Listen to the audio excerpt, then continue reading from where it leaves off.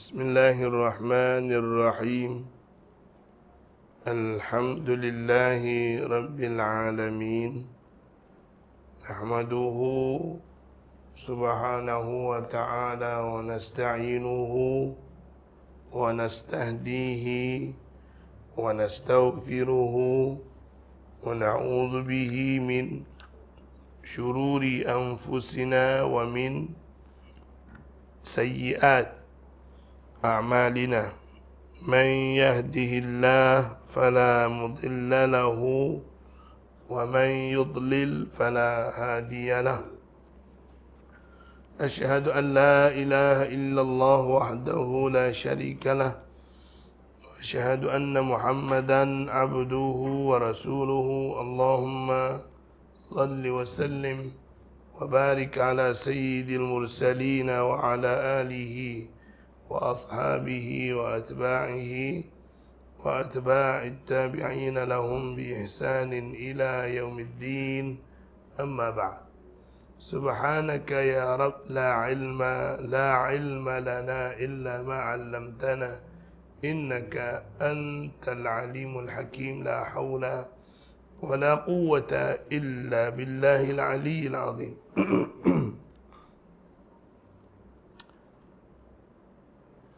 Yang saya hormati semua barisan ahli jawatan kuasa dan semua yang hadir, muslimin muslimat yang dirahmati Allah Subhanahu wa ta'ala. Syukur kita kehadrat Allah Subhanahu wa ta'ala di atas segala limpah kurnia yang diberikan. Pada malam ini kita masih dipertemukan lagi untuk meneruskan bicara kita berkenaan dengan fiqh mazhab Syafi'i, berpandukan kepada buku Al-Fiqhul Manhaji ala Mazhab Syafi'i.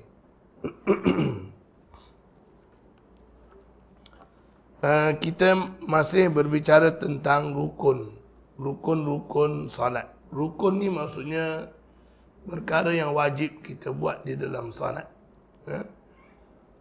Perkara-perkara yang wajib kita buat bila kita salat, itulah yang wajib kita buat. Mengikut mazhab Syafi'i. Dia ada khilaf jugalah, pendapat. Berbeza-beza pendapat di kalangan ulama. Malam ni kita akan berbicara tentang rukun yang kelima, iaitu berkenaan dengan rukuk. Rukun yang pertama, niat. Rukun yang kedua, berdiri tegak bagi yang mampu. Rukun yang ketiga, takbiratul ihram. Dan rukun yang keempat, membaca surah Al-Fatihah. Dan rukun yang kelima, rukuk. Kita ada 13. Kalau mengikut dalam buku ni 18. 18 tu sebab apa?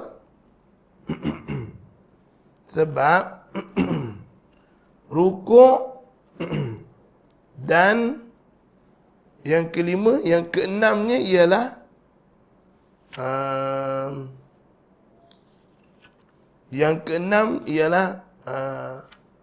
tamakninah di dalam rukuk. Macam buku kita, rukuk tamakninah bukan rukun. Tamakninah tu syarat untuk rukuk tu jadi sah. Macam mana nak sah rukuk tu? Mesti ada tamakninah. Dia bukan rukun yang lain. Pada satu ketika dulu, ulama-ulama kita ni, dia menganggap rukuk satu rukun, tamakninah rukun yang lain, yang ke-6. Maknanya begitu dia kira. Ini bila ni? Abu Syuja' ni tahun 400 Hijrah dulu. Ini bukan baru lah. Cuma sekarang ni mungkin orang dah tak bilang macam tu lah. Mungkin ramai di dalam mazhab Syafi'i yang menganggap tamakninah tu bukan syarat rukuk. Sekarang ni mereka menganggap tamakninah tu syarat rukuk, bukan rukun yang ke-6. Maknanya dia sebahagian daripada rukuk, bukan rukun yang lain. Macam dalam buku saya ni, dia kata tamakninah rukun yang lain. I'tidal satu rukun, yang ke-7 tamakninah ketika i'tidal tu rukun yang ke-8. Itu dia punya. Yalah. Dia punya kedudukannya sama. Kalau tak buat, dua-dua tak sah. Yang kata syarat rukuk pun tak sah. Yang kata rukun, salah satu daripada rukun pun menyebabkan solat tidak sah. Perbezaan dia kalau silap kalau tamakninah ni maknanya kita kena buat, kita kena berhenti sekejap. Ya. Ada pause. Ada pause. Kalau kita tak ada pause dan terus bangkit, maknanya hilang tamakninah. Ya. Maknanya tak batal sembahyang. Batal sembahyang. Batal sembahyang. Kita kena. Batal juga. Batal juga. Sebab dia rukuk tu jadi tak sah. Rukuk tu jadi tak sah sebab dia syarat nak sah rukuk tu mesti ada tamakninah. Mengikut kitab ni lah. Mengikut kitab ni, kalau tidak ada tamakninah berarti tinggal satu rukun. Yang ni tinggal rukuk tu sendiri tak sah, tidak dikira lah. Sama je dia punya ni sama. Okey. Rukuk yang wajib, yang kita kata rukuk tu yang wajib tu ialah membongkokkan belakang. Bacaan sunat. Yang kita baca dalam rukuk tu semuanya sunat. Jadi yang wajibnya rukuk je lah. Tunduk tu. Jadi kalau kita tunduk saja tak baca apa-apa, tak apa, sah. Asalkan rukuk. Rukuk dari segi syarak. Syarak ni maksudnya yang kita faham mengikut kehendak agama lah. Ialah seorang yang bersembahyang membongkokkan badannya dengan kadar kedua-dua tapak tangannya sampai di kedua-dua lutut. Ini adalah sekurang-kurang ukuran rukuk. Manakala yang paling sempurna ialah dia membongkokkan badannya sehingga belakangnya sama rata dalam keadaan menghala ke hadapan. Okey. Yang dikatakan rukuk tu, dia ada minima dan dia ada maksi, yang terbaik. Yang minimanya bila kita rukuk, asalkan tangan kita sampai ke lutut, tu sekurang-kurang rukuk. Sah dah rukuk macam tu. Macam tu. Tangan ni sampai ke lutut. Sah dah tu. Macam tu Kepala gitu. Tak apa. Itu sekurang-kurang. Tapi yang sebaik-baiknya sama rata lah. 90 darjah. 90 darjah kan. Mana sekira-kiranya kalau kita letak gelas atas belakang tu, dia tak tumpah. Kepala pun kena sama rata. Jangan kepala rukuk, kepala duduk gitu. Ataupun tunduk gitu. Dia itu yang terbaik. Kalau kurang baik. Kalau terlebih pun kurang baik juga. Katakanlah dia ni jenis lembut sikit orang-orang dia kan. Dia rukuk, kepala dekat nak sampai lutut, kata. Ataupun tangan sampai pegang sampai ke buku lali tu, dekat betis tu sana. Begitu katakan. Ke macam mana? Adakah itu yang terbaik? Tak. Yang terbaik tetap yang 90 darjah tadilah.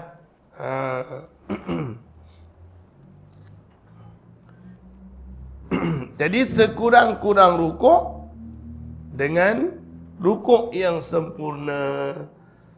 Sekurang-kurang rukuk, kalau kita rukuk macam tu, kira dah sah dah tu. Tangan sampai ke lutut. Ukurannya bukan wajib letak tangan kat lutut. Letak tangan kat lutut tak wajib. Yang wajibnya rukuk. Letak tangan kat lutut sunat. Sunat masa kita rukuk, letak tangan kat lutut. Kalau tak letak, duduk berjuntai je katakan. Tak batal. Katakanlah dia rukuk, Macam tu. Ha? Kan? Batal tak? Tak batal. Sebab apa? Sebab letak tangan kat lutut sunat. Cuma kalau dia letak tangan kat lutut, pahalanya maksimal lah. Paling baik lah. Kalau dia tak letak tu, rugilah. Macam tu. Dan kalau ikutkan yang asalnya lutut tu mesti lurus. Jangan bengkokkan lutut pula. Ada setengah orang dia bengkokkan lutut dia. Bila rukuk. Kalau tak boleh, tak apalah. Ini cerita bagi orang yang boleh. Bagi orang yang boleh rukuk dengan lututnya betul. Tiba-tiba dia rukuk, lututnya dibengkokkan. Itulah, tak sempurna lah rukuk dia. Dan kalau kita nak kira rukuk yang betul ni, yang sempurna, maaf tangan kat lutut, jari-jari itu mesti lurus. Jari-jari bila kita rukuk tu, jari-jari tu lurus ke bawah. Lurus ke bawah. Jangan gitu ke, gini ke. Dia tak nak. Kalau boleh, jari tu lurus. Dan kaki ni sebenarnya nak lurus juga. Kaki. Sebab apa? Nabi kata, tangan-tangan kita ni semua menghadap ke arah kiblat. Termasuk jari-jari kaki. Biar dia menghadap ke arah kiblat. Tapi itu kesempurnaan je lah. Kalau tak buat pun tak apa. Jangan sampai tegur. Tegur sampai marah. Seolah-olah macam batal pula. Tak, dia tak batal. Maknanya bila dah sampai, dia dah rukuk. Sekurang-kurang rukuk tu dah ni dah. Dah sampai dah tangan ke lutut. Maka itu dah dikira sah lah rukuk dia.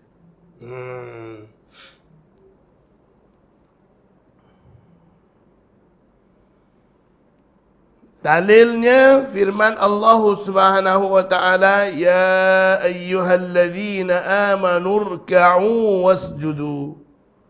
Wahai orang-orang yang beriman, rukuk dan sujudlah kamu. Suratul Hajj ayat 77. Macam mana kita tahu yang rukuk tu macam tu? Sebab kita, para sahabat dulu tengok Rasulullah rukuk macam mana. Maka begitulah kita rukuk.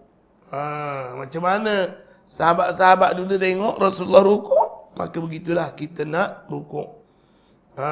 Kan Rasulullah beritahu pada para sahabat, satu hari Rasulullah naik atas mimbar. Mimbar ni maksudnya tempat yang agak tinggi. Dia naik, dia semayang ke atas mimbar. Dan dia berkata, selepas dia semayang tu, dia berpaling ke arah makmum. Dia kata, sallu kama ra'aitumuni usalli. Sembahyanglah kamu bagaimana kamu lihat tadi aku sembahyang. Jadi para sahabat tengok macam mana Nabi berdiri, macam mana Nabi letak tangan dan sebagainya, rukuk, iktidal. Macam itulah kita buat. Dan perintah Rasulullah kepada sahabat yang diajar sembahyang. Rasulullah mengajar sahabat sembahyang. Rasulullah kata, "Tsumma rka' hatta tatma'inna raki'an." Kemudian rukuklah kamu sehingga kamu rukuk dalam keadaan yang ada tamakninah, yang tenang. Tamakninah ni sekira-kiranya kita tenang sekadar subhanallah cukup. Tak baca tak apa, sekadar tenang macam tu. Tak baca itu, baca tu sunat. Tak baca tak apa. Rukuk sekadar diam tu sekadar tak subhanallah. Cukuplah. Bolehlah bangun. Tak semestinya kita baca subhana rabbiyal a'la, subhana rabbiyal azim. Itu sunat. Sunat lah bagi kita. Mazhab Syafi'i ni sunat. Sunat hai'ah. Kalau kita tinggal, kita tak dapat pahala. Tak kena ganti, tak kena sujud sahwi, tak ada. Walaupun sengaja tinggal. Rukuk semata-mata. Allahu Akbar. Diam, tak baca apa-apa. Tak apa. Kerana bacaan itu adalah sunat mengikut mazhab Syafi'i. Penilaian mazhab Syafi'inya, bacaan di dalam rukuk itu semuanya sunat. Semuanya sunat. Penting ni tuan-tuan, tahu yang mana wajib, yang mana sunat, yang mana rukun, yang mana bukan rukun ni penting. Sebab ada setengah ulama berpendapat sembahyang seseorang itu dikira selesai fardu ain sembahyang dia bila dia tahu mana wajib, mana sunat. Selagi dia tak tahu mana wajib, mana sunat, itu maknanya dia masih wajib belajar fardu ain. Tak lepas lagi tu. Kalau tanya mana satu sunat? Rukuk tu sunat ke wajib? Rukuk tu yang mana satu? Katakanlah kan, takbiratul ihram tu sunat ke wajib? Takbiratul ihram tu mana satu? Angkat tangan ke melafazkan Allahu Akbar? Dia kena faham. Baru dia lepas fardu kifayah, fardu ain dia. Kalau tak lepas tu maknanya dia semayang tu belum tahu Allah terima ke tak terima. Wallahu a'lam. Sebab dia semayang dikira dalam keadaan jahil. Dikira sebagai dalam keadaan jahil. Jadi kena belajar, terutama sembahyang lah. Memang ada khilaf lah di kalangan ulama. Bukan itu je pendapat ulama, ada pendapat lain. Di dalam Islam ada banyak pendapat tentang tapi ada seorang ulama yang berpendapat macam tu. Kalau kita tak kenal lagi wajib dan sunat, tak dapat nak bezakan, semayang dia tu masih belum tak tahu keadaannya. Wallahu a'lam. Maknanya nak kena bezakan yang mana wajib, mana sunat. Banyak lagi hadis-hadis sahih yang meriwayatkan tentang perbuatan rukuk Rasulullah sallallahu alaihi wasallam. Syarat-syarat rukuk. Ni kita tengok. Syarat maknanya syarat untuk memastikan rukuk kita tu diambil kira.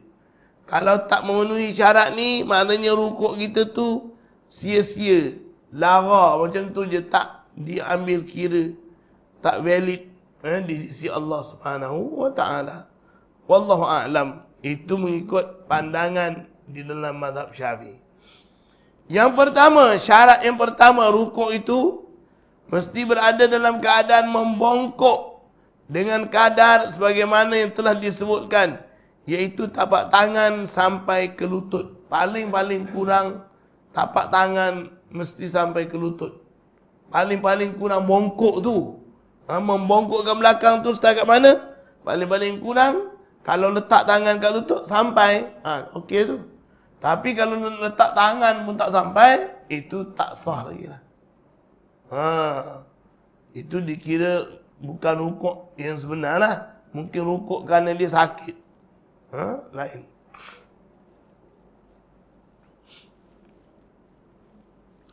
Rukuk itu sendiri adalah ibadat. Rukuk itu sendiri adalah ibadat kepada Allah SWT. Salah satu bentuk ibadahnya ialah rukuk. Itu sebab bagi setengah ulama dia kata kita tidak boleh menghormati orang lain selain daripada Allah dengan rukuk. Ataupun kita membongkokkan belakang kerana menghormati orang lain sampai ke tahap minima rukuk. Tak boleh. Wallahu a'lam. Maknanya begini, katakanlah kita nak lalu depan orang. Nak tunduk, dia bukan tak boleh tunduk langsung, tapi jangan sampai ke tahap rukuk. Rukuk tadi kan? Macam tu. Macam tu tak boleh lah. Maknanya kalau nak tunduk, minta lalu sikit. Sebenarnya, bukan masalah tunduk tak tunduk tu. Bagi saya lah. Kita nak sopan. Sopan. Nak lalu depan orang, biar sopan. Kalau tunduk pun, sambil berlari, tunduk tapi lari. Tak sopan juga. Kan? Biar lalu kita tak tunduk, tak minta lalu sikit. Dia yang penting, sopan tu. Bukan kita nak tunduk tu. Tapi, mungkin setengah-setengah orang kita, kalau tak tunduk tu, dia sampai marah. Katakan. Kalau boleh, janganlah tunduk sikit je. Bongkokkan, minta maaf, lalu. Biar sopan. Tak apa dah. Wallahu a'lam.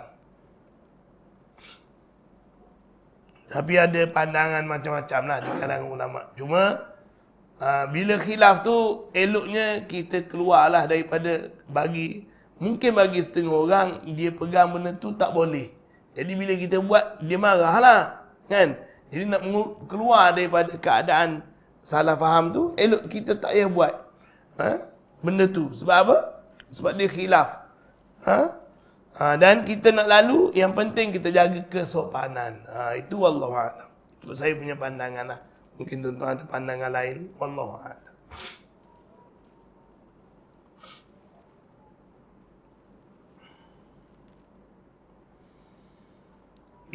Al-Imamul Bukhari dalam kitab dia hadis 794 meriwayatkan daripada Abi Humaid As-Sa'idi radhiyallahu anhu berkenaan dengan sifat sembahyang Rasulullah sallallahu alaihi wasallam. Wa idza raka'a amkana yadayhi min rukbatayhi. Rasulullah kata apabila baginda rukuk, Abi Humaid As-Sa'idi ni menyifat, dia tengok Rasulullah sembahyang macam mana. Dia kata baginda sallallahu alaihi wasallam menekankan kedua tangannya pada kedua lututnya. Maknanya Rasulullah letak tangan pada lutut. Itu yang pertama. Maknanya paling kurang kena tangan sampai ke lutut, paling kurang rukuk. Yang kedua, hendaklah dia tidak berniat ketika membongkokkan tubuhnya itu dengan tujuan yang lain. Maksudnya, rukuk tu, membongkokkan belakang tu dengan sengaja kerana nak rukuk lah. Kerana nak rukuk. Jangan kerana mungkin dia tak tahu lah. Kerana sebab lain. Kan? Dia mengantuk ke macam mana kan? Katakanlah kan? Tengah-tengah semayang, duk layan mengantuk. Rukuk je lah terus. Tadi mula tu, layan mengantuk. Katakan, tak boleh. Sama juga nanti bila bangun. Rukuk, tiba-tiba tahu macam mana, terbangun. Bangun je lah terus. Tak boleh. Sebab dia nak bangun tu, setiap rukun tu kita buat dengan sengaja. Bukan kita buat dengan terpaksa ataupun keadaan yang memaksa atau sebagainya. Tak boleh. Dia nak kita buat tu dengan sengaja. Dengan sengaja kita takbir. Dengan sengaja kita baca Fatihah.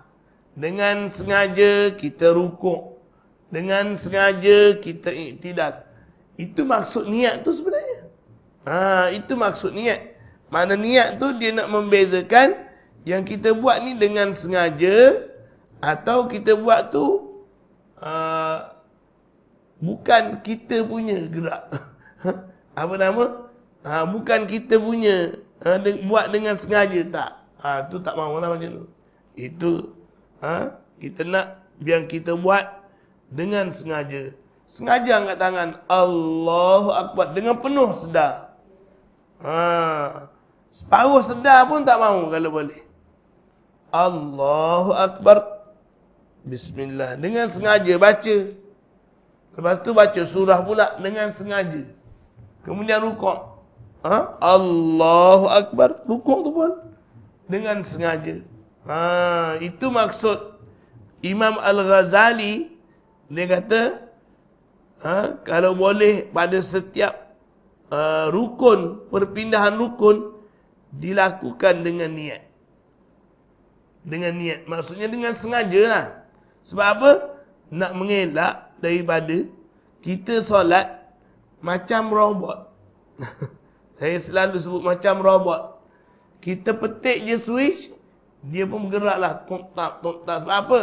Dia memang dah di-set macam tu. Kita tak nak macam tu. Allah. Mula-mula je ingat. Allahu Akbar. Waktu tak ingat lah.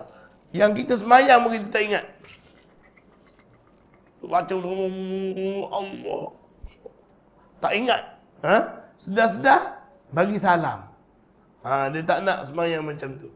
Dia nak kita buat, kalau boleh, setiap rukun tu dengan sengaja. Allahu Akbar. Bismillahirrahmanirrahim. Itu sebab kalau mengikut Imam Asy-Syafi'i rahimahullah, setiap rukun tu biar ada break. Biar ada pause. Pause tu. Maknanya berhenti sekejap. Jangan terus. Terus tu menyebabkan kadang-kadang mungkin kita tak sengaja. Allahu Akbar.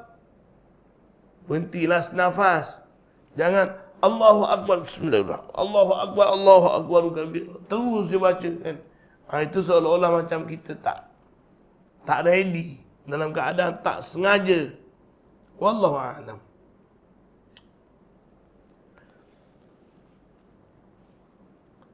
Nombor 2 ni, hendaklah dia tidak berniat ketika membongkokkan tubuhnya itu dengan tujuan yang lain daripada rukuk.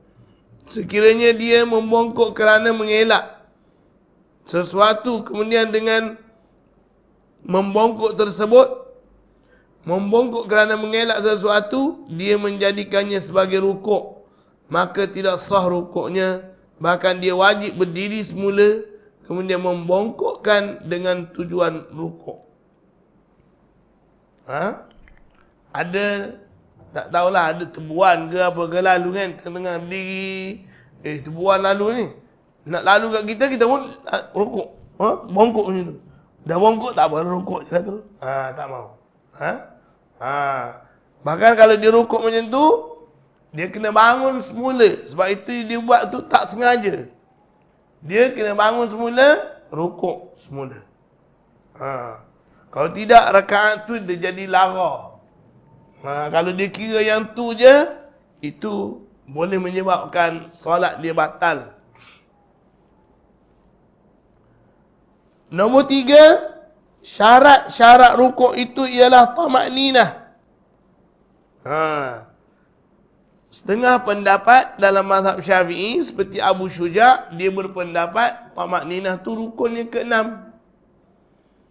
Bukan syarat kepada rukuk. Kita tamakninah tu syarat sah rukuk. Kalau rukuk tapi tidak ada tamakninah, rukuk tu tidak dikira. Tapi pendapat Abu Syuja', dia kata rukuk satu rukun. Dan rukun yang ke-6 ialah mesti ada tamakninah ketika rukuk. Tu dia punya pandangan. Tapi pergi mari sama juga. Pimai tangtu juga. Dia macam tu jugalah. Lebih kurang. Tamakninah ialah berada dalam keadaan tetap tenang ketika rukuk, sekadar mengucap satu tasbih subhanallah. Itu satu tasbih yang paling ringkas, subhanallah. Maknanya kalau kita rukuk sekadar itu, rukuk kita tu dah dikira cukup syarat. Tapi kalau baru sampai je tu bangun, tahu ni. Dia dah baca dah siap-siap masa perjalanan nak rukuk tu, dia dah baca dah siap-siap kan. Lepas tu bila rukuk sampai je, terus bangkit sami Allahu liman hamidah. Tambah pula minta maaf kena yang bungu-bungu lah. Bungu-bungu. Nak rukuk laju-laju sakit pinggang, sakit lutut, sakit macam-macam. Slow. Baru sampai, imam dah sami Allah, dia pun sami Allah. Kena jagalah sikit, kena tunggu sekejap je lah, dalam sesaat dua je. Allahu Akbar, sami Allahu liman hamidah. Macam tu je, jangan Allahu Akbar, sami Allah, terus bangun, tak mau. Kena berhenti juga. Allahu Akbar, Allahu Akbar, subhanallah, sami Allahu liman hamidah. Tak apa tu. Jangan Allahu Akbar, sami Allahu Akbar, sami Allahu liman hamidah, terus tak bangun. Kena berhenti juga sekejap untuk sekadar Allah, apa nama? Subhanallah, sekali tasbih. Paling kurang lah.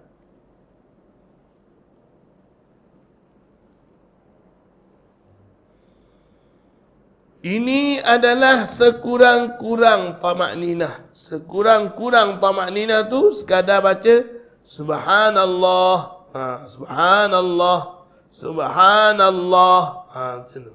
Itu sekurang-kurang tamakninah. Dalilnya ialah sebagaimana yang disebutkan oleh Rasulullah sallallahu alaihi wasallam dalam hadis yang lalu. Dalam hadis muka surat 160 tu Rasulullah bersabda, "Thumma rka' hatta tatma'inna raki'an." Kemudian rukuklah sehingga kamu tetap tenang ketika rukuk. Maksudnya sehingga kamu capai tamakninah ketika rukuk.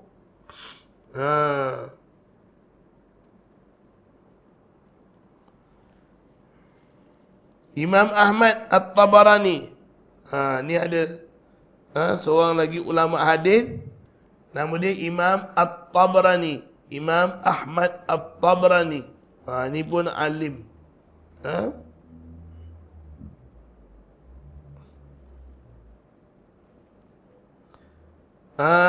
Beliau meriwayatkan dengan sanad yang sahih daripada bahawa Nabi sallallahu alaihi wasallam bersabda, "Aswa'un nasi sariqatan alladhi yasriqu min salatihi." Qalu ya Rasulullah, wa kaifa yasriq min salatihi? Qala la yutimmu ruku'aha wa la sujudaha. Seburuk-buruk manusia ialah pencuri yang mencuri daripada sembahyangnya. Pencuri yang mencuri sebahagian daripada sembahyang dia, dia curi. Itulah di antara orang yang paling teruk sekali. Sembahyang dia pun dicuri. Macam mana mencuri sembahyang? Para sahabat tanya, ya Rasulullah, mencuri harta. Ini kami tahu dah mencuri sembahyang. Macam mana curi sembahyang? Rasulullah kata dia curi. Patutnya masa untuk dia rukuk tu lebih dia curi. Dia ambil sikit. Curi. Curi masa untuk rukuk. Curi masa untuk sehingga tidak memenuhi piawaian rukuk, sujud di dalam Islam. Sabda Rasulullah sallallahu alaihi wasallam, dia tidak menyempurnakan rukuk dan sujudnya. Tak ada tamakninah, rukuknya sekejap, sujudnya sekejap. Al-Bukhari, Imam Al-Bukhari meriwayatkan daripada Abu Huzaifah radhiyallahu anhu. Dia melihat seorang lelaki tidak menyempurnakan rukuk dan sujud. Lalu Rasulullah bersabda, berkata, "Kamu sebenarnya tidak sembahyang. Dan kalau kamu mati, nescaya kamu mati bukan di atas fitrah yang Allah telah jadikan." Nabi Muhammad sallallahu alaihi wasallam di atas yang telah jadikan Nabi Muhammad sallallahu alaihi wasallam di atas fitrah tersebut. Berat tu tuan-tuan. Dia nak cerita, ada seorang lelaki datang sembahyang kat Masjid Nabawi, dia rukuk, tidak ada tamakninah. I'tidal, tidak ada tamakninah. Laju sembahyang. Jadi Nabi kata, sebenarnya kamu tidak sembahyang. Kamu tidak sembahyang. Mana sembahyang kamu tadi tak jadi. Tak sah.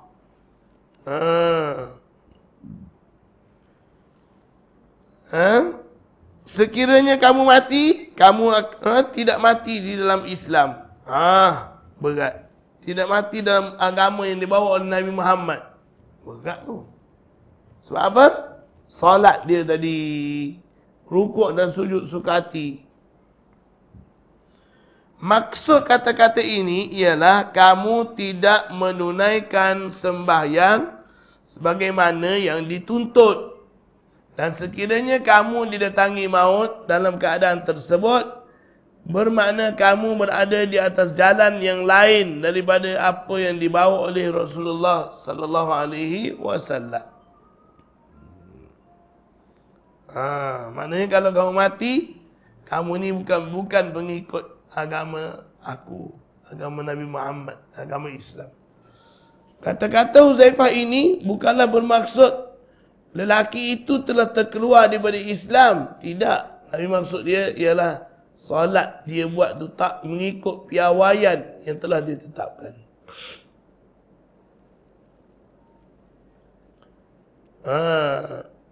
Manakala rukuk yang paling sempurna ialah dengan cara menyamakan belakang dengan tengkuknya dalam keadaan mendatar lurus dan tidak membengkok, serta menegakkan kedua-dua betisnya sambil memegang kedua-dua lutut dengan kedua-dua tangannya dalam keadaan membuka jari dan terus dalam keadaan demikian sambil mengucapkan Subhana Rabbiyal Azim. Subhana Rabbiyal Azim. Subhana Rabbiyal Azim. Kalau kita tengok di dalam hadis, tuan-tuan, kebanyakan hadis bacaan dalam rukuk dan sujud ni dia macam tu je. Subhana Rabbiyal Azim. Dalam sujud Subhana Rabbiyal A'la. Kebanyakan hadisnya macam tu. Yang wa bihamdihi tu kalau ada pun sangat lemah. Kalau ada hadis pun sangat lemah. Wa bihamdihi. Dia ada tapi dalam bentuk lain. Dalam riwayat yang dibawa oleh Imam Ibnu Katsir dalam tafsir surah Idza Jaa Nasrullah wal Fath. Apabila turun surah Idza Jaa Nasrullah wal Fath. Wa ra'aitan nasa yadkhuluna fi dinillahi afwaja fasabbih bihamdi rabbika wastaghfir. Fasabbih, bertasbihlah. Bihamdi rabbika, dengan memuji Tuhan kamu. Wastaghfir, dan mohon ampunlah. Ada 3 kan? Ya Allah. Kata Aisyah dan juga Ummu Salamah meriwayatkan, setelah bila turun ayat ni dia turun dekat-dekat pembukaan kota Makkah. Maknanya lebih kurang tahun ke-8 Hijrah. Surah Idza Jaa Nasrullah ni turun menggambarkan Nabi akan berjaya buka kota Makkah. Buka kota Makkah tu tahun ke-8. Bila turun Idza Jaa Nasrullah, Nabi bertakbir, Allahu Akbar, Allahu Akbar, Allahu Akbar 3 kali. Ibnu Abbas kata, aku terkejut. Kenapa Rasulullah bertakbir ni? Bila tanya, rupanya turun surah Idza Jaa Nasrullah wal Fath. Memberitahu pada Rasulullah berjaya membuka kota Makkah. Maksud tu belum lagi. Jadi bila turun ayat ni, dalam surah ni kata Idza Jaa Nasrullah wal Fath. Bila datang pertolongan Allah dan pembukaan kota Makkah, wa ra'aitan nasa yadkhuluna fi dinillahi afwaja. Kamu akan lihat manusia berbondong-bondong datang untuk memeluk agama Islam. Bila berlaku pembukaan kota Makkah, orang Arab yang menentang Nabi dah tak ada, habis. Sapu bersih dah. Quraisy yang menentang selama ni dah habis. Habis cerita dah dengan Quraisy. Jadi siapa yang nak mula agama Islam secara terbuka, tak ada halangan. Tak ada orang nak seksa-seksa lagi dah. Yang kalau sebelum ni mungkin Quraisy seksa dan sebagainya, bila berlaku pembukaan kota Makkah dah tak ada. Tak ada seksaan lagi. Jadi Allah kata, bila kamu tengok manusia berbondong-bondong masuk Islam, waraitan nas yadkhuluna fi dinillahi afwaja, maka bertasbihlah. Bertasbihlah dengan memuji Tuhan kamu. Bertahmidlah. Dan mohon ampunlah. 3 Nabi suruh. Bertasbih, Allah suruh, bukan Nabi. Allah suruh. Bertasbih, bertahmid, beristighfar. Jadi kata Aisyah, kata Ummu Salamah, kata Aisyah, aku tengok setiap kali Rasulullah rukuk dan sujud, Rasulullah tak tinggal baca tu. Baca apa? Subhanakallahumma Rabbana, Subhanakallahumma Rabbana, wa bihamdika Allahumma ghafirli. Itu yang Rasulullah baca. Subhanakallahumma rabbana wa bihamdika Allahumma firli. Kata Aisyah, aku tengok Rasulullah setiap kali rukuk, sembahyang wajib ke sembahyang sunat ke, setiap kali sujud, itu Rasulullah tak tinggal baca. Kata Ummu Salamah pula. Ummu Salamah kata, aku tengok Rasulullah sallallahu alaihi wasallam setiap kali bergerak baca. Nak duduk, subhanakallahumma rabbana wa bihamdika Allahumma ighfirli. Nak bangun, subhanakallahumma rabbana wa bihamdika Allahumma ighfirli. Semua keadaan. Nak keluar rumah, nak masuk rumah, subhanakallahumma rabbana wa bihamdika Allahumma ighfirli. Itu tanda kita syukur. Kerana dah berlaku pembukaan kota Makkah, Allah bagi nikmat yang banyak. Subhanakallahumma rabbana wa bihamdika Allahumma ighfirli. 3 perkara. Subhanakallahumma rabbana, subhanakallahumma rabbana wa bihamdika Allahumma ighfirli. Jadi tuan-tuan bacalah. Bila baca tu? Ketika rukuk dan sujud. Paling-paling tidak. Nak lebih lagi, setiap bergerak, berubah aja pergerakan kita daripada duduk nak bangun, bangun nak duduk, dalam rumah nak keluar rumah, daripada luar nak masuk rumah, masuk kenderaan dan sebagainya. Subhanakallahumma rabbana wa bihamdika Allahumma ighfirli. Kemudian nak baca doa yang biasa kita bacalah mana-mana doa. Wallahu a'lam. Tapi itu di antara yang Rasulullah tak tinggal. Kata Aisyah radhiyallahu taala anha.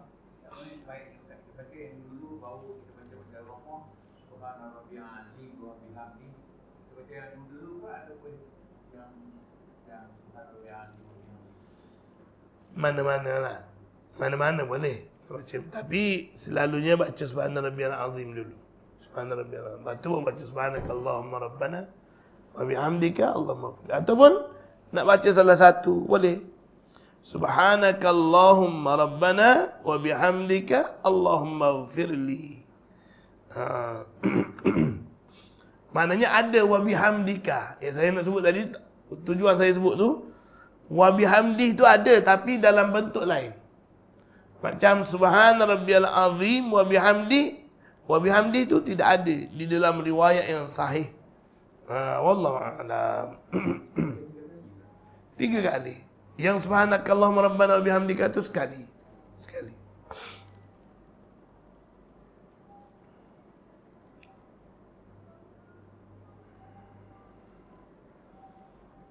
Manakala Imam Muslim dan lainnya meriwayatkan daripada Hudzaifah radhiyallahu anhu bahawa dia berkata, aku telah bersembahyang bersama-sama dengan Nabi sallallahu alaihi wasallam pada suatu malam.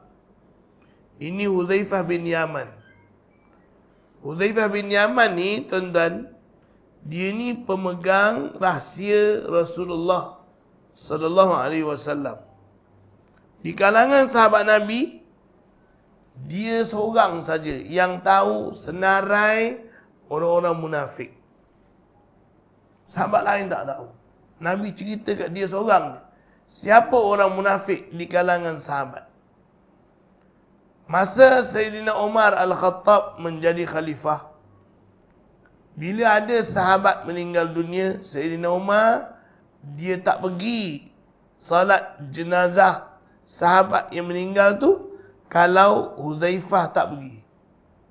Dia tengok Hudzaifah pergi tak? Hudzaifah tak pergi, aku tak nak pergi. Hudzaifah pergi, pergi sembahyang jenazah. Dia sembahyang jenazah. Budaya kita ni lain. Dulu siapa ada sembahyang gitu je lah. Siapa ada solat jenazah. Rasulullah bukan semua orang mati dia pergi.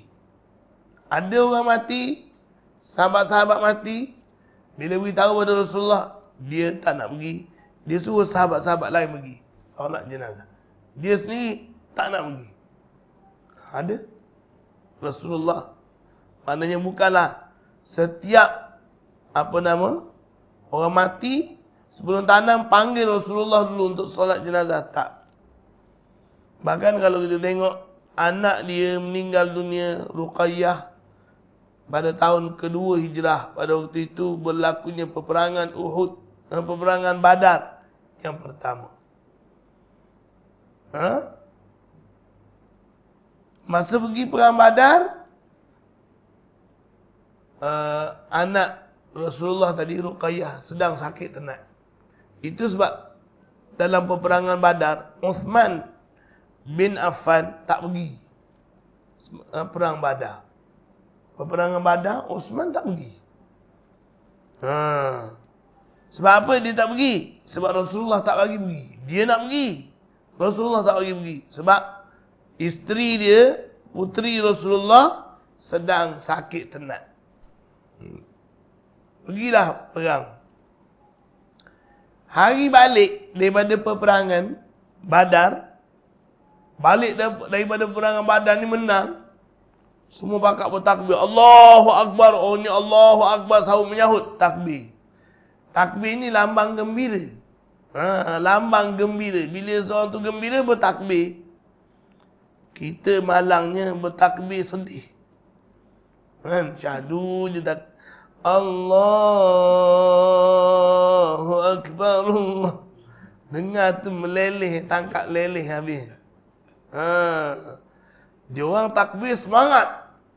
Allahu Akbar, Allahu Akbar, Allahu Akbar. Gembira menang. Masa Rasulullah balik dalam peperangan tu, daripada peperangan tu, Sayyidina Uthman sedang mengebumikan Siti Ruqayyah binti Rasulullah, isteri dia. Jadi Rasulullah tak solat jenazah. Dia datang ke kubur, dia hanya mendoakan untuk anak dia dan menitiskan air mata Rasulullah. Dia tak sempat tu tak, ataupun dia tak nak pergi bayar. Dia tak sempat. Balik-balik tak tahu pun, Uthman pun tak tunggu-tunggu apa. Mati pakai teruskan, di mana tak tunggu dah. Kalau kita kira Rasulullah tu, bapak pula tu, tak tunggu. Wallahualam. Tapi kalau kita tak tunggu, habis orang pakat kata satu kampung apa bapak. Wallahualam.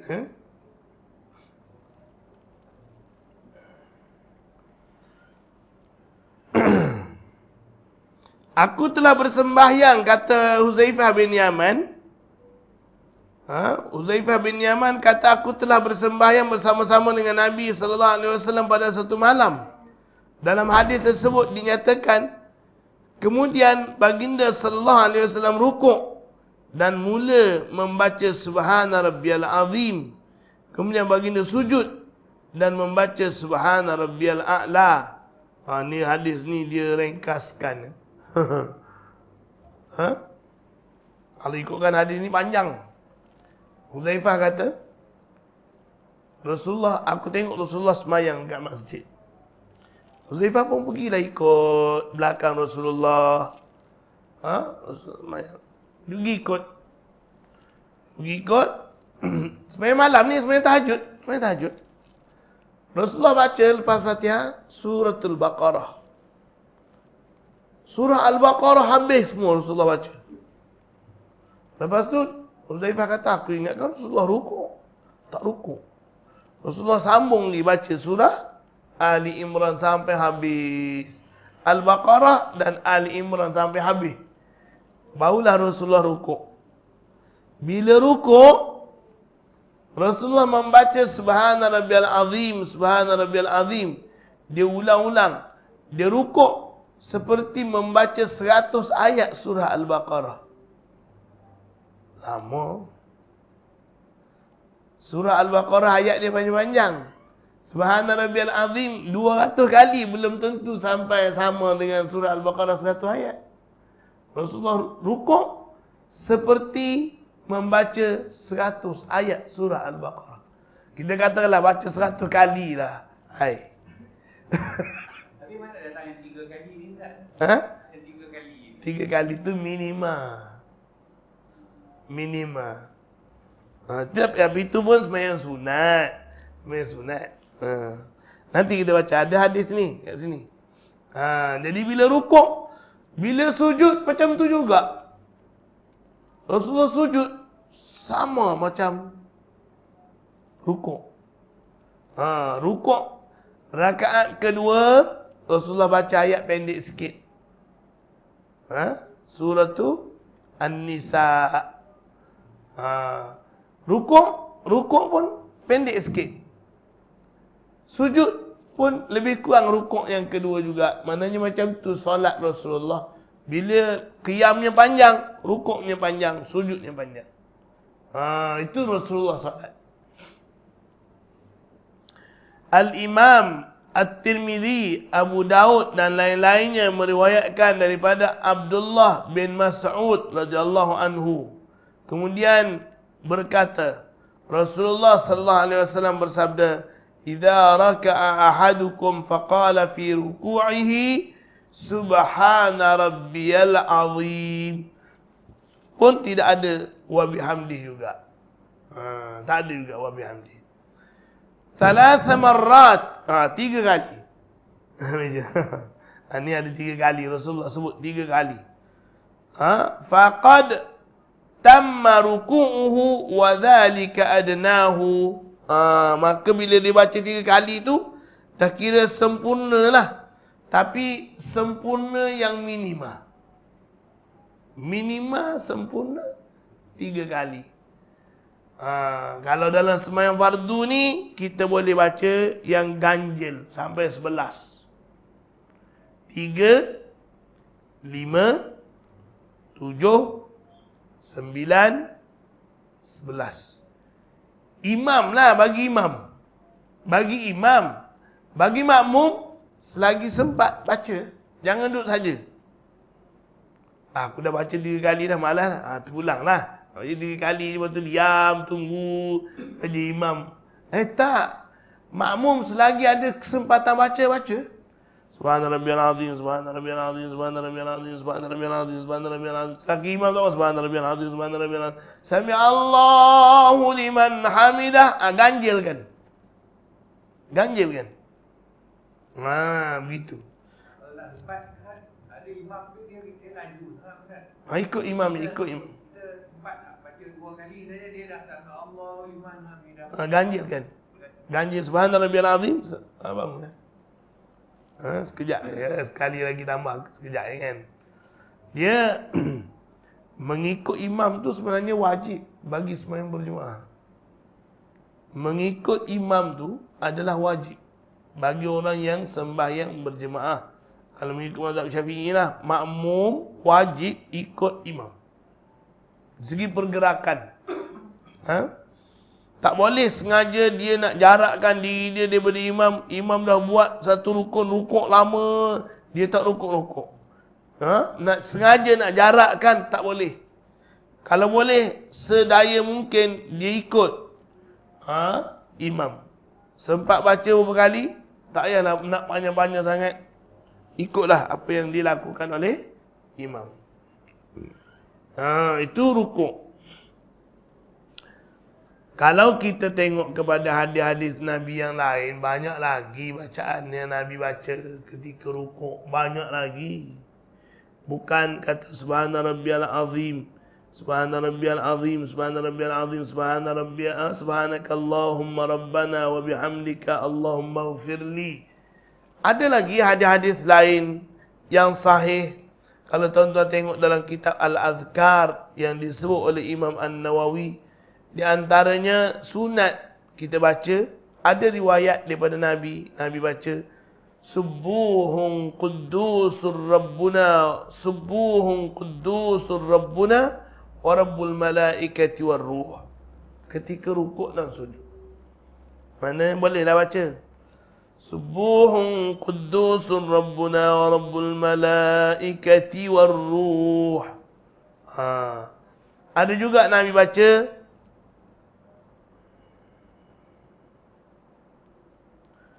Subhana dzil malakut wal jabarut wal kibriya wal azamah lillahi rabbil alamin. Ketika sujud dan rukuk, ketika rukuk dan ketika sujud. Dan ada juga yang Nabi baca Allahumma laka raka'tu wa bika amantu wa laka aslamtu wa khasha'a laka sam'i wa basari wa mukhi wa azmi wa asabi wa mastaqallat bihi qadami Nah, kalau ikut Imam Nawawi, kalau boleh gile-gile, bagus. Lebih bagus kalau boleh gabungkan semua. Jadi lama lah pula rukuk. Kalau boleh lah, kalau ingat. Tapi kita ni bagus, orang Melayu ni. Kan? Dulu, kini dan selama-lamanya itu je lah. 3 kali. Memang tak lebih, memang tak kurang. Tu dia. Setia sungguh. Subhana rabbiyal azim. Subhana rabbiyal a'la tu. 3 kali tu memang nak kurang pun tak boleh, nak lebih pun tak boleh. Setia tu. Masya Allah. Sebenarnya bila kita tengok rupanya ada banyak lagi bacaan-bacaan yang dibaca oleh baginda Rasul sallallahu alaihi wasallam. Wallahu a'lam. Bahkan kita digalakkan perbanyakkan doa. Kita digalakkan perbanyakkan doa ketika rukuk dan sujud. Paling baik doa-doa yang Nabi baca ketika rukuk dan sujud. Apa yang Nabi pernah baca, kita pun hafal baca tu. Itu paling baik. Yang Nabi baca ketika rukuk, berasa macam malas nak baca. Baca yang Nabi baca yang tempat lain, kita baca ketika rukuk. Boleh juga. Boleh juga. Ataupun kita ada doa kita sendiri. Entah kita pergi jumpa Pak Alim, Pak Ustaz, Pak mana tak tahulah, Pak Imam mana. Dia bagi kita satu doa, kita pun baca dalam rukuk dan sujud. Doa ni bagus punya makna dia, permintaan dia, baca dalam. Boleh juga kata Imam An-Nawawi rahimahullahu ta'ala. Tapi kalau mengikut kebanyakan ulama, mesti di dalam bahasa Arab.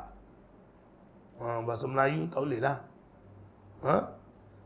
Rukuk. Tapi masalah kita ni tak boleh rukuk lama-lama nak baca doa lama-lama. Rukuk tak boleh lama-lama, sakit lutut, sakit urat. Maknanya kita dapat gambarkan bahawa baginda Rasul sallallahu alaihi wasallam orangnya sihat. Ialah umur 60 lebih.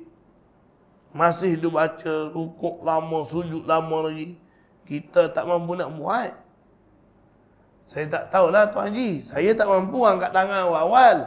Kalau nak suruh rukuk baca 100 kali, minta maaf. Minta maaf. Dah lah baca surah Al-Baqarah. Sujud nak baca 100 kali. Turun darah kat kepala, bangkit tu dia pening, pusing, tak tahu, tak boleh. Bukan kata tak mau buat, tak mampu nak buat. Tapi Nabi, Masya Allah, kesihatan dia bagus. Saya lah muda kan. Belum.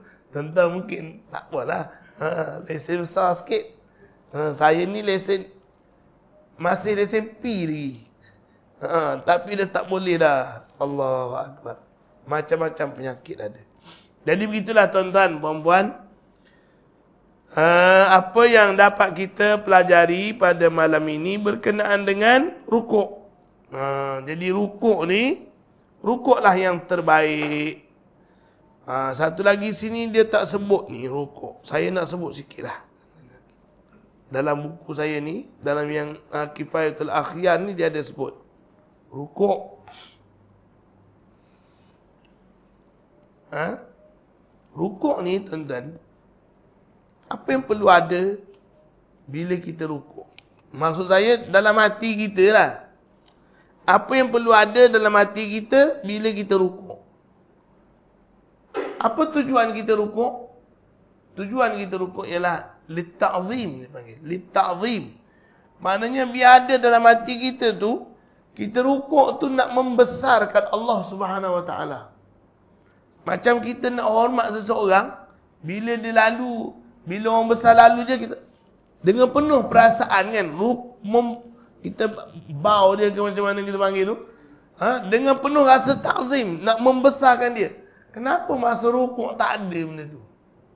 Sepatutnya bila kita nak rukuk tu, Allahu Akbar, ada rasa, Masya Allah, membesarkan Allah Subhanahu Wa Taala tu. Tapi kita tak rasa. Mungkin tak nampak, mungkin lupa, mungkin macam-macam, mungkin lah. Patutnya Allahu Akbar dengan penuh rasa ta'zim terhadap Allah Subhanahu Wa Taala. Itu sepatutnya. Jadi itulah rukuk. Maknanya rukuk kalau boleh, rukuklah yang dengan cara yang terbaik. Ingat macam ni, Nabi kata, bila kita sembahyang ataupun beribadat, yang paling baik ialah bila kita ingat ibadat kita tu dipantau oleh Allah Subhanahu Wa Taala. Bila kita rukuk, Allah nak tengok rukuk kita ni, rukuk betul-betul lillahi ta'ala, yang paling cantik sebab Allah nak tengok rukuk kita, bukan orang lain nak tengok. Orang lain tak nak nilai pun tak apalah, yang penting Allahu Akbar, Allah nilai luar dan dalam yang kita lakukan secara fizikal ataupun dalam hati kita. Allah nak tengok kita buat tu kerana Allah ke kerana apa. Mudah-mudahan Allah SWT memberi kita kekuatan agar kita mampu untuk melakukannya dengan cara yang terbaik. Wallahu ta'ala alam.